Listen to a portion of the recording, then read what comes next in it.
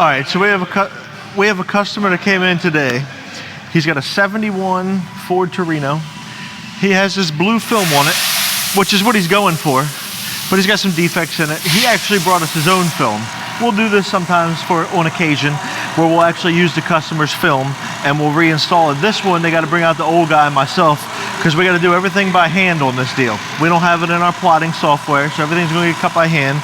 Everything, check this out, hand-operated windows. See what I mean? These guys, this guy had never even seen one like that before. Even the rear, hand-operated. So, we're going to cut this out by hand. Again, clean it up, make the customer happy. This old film is getting faded, peeling, bubbling. Clean car, so we're going to try to match it with some clean tint. Good to go?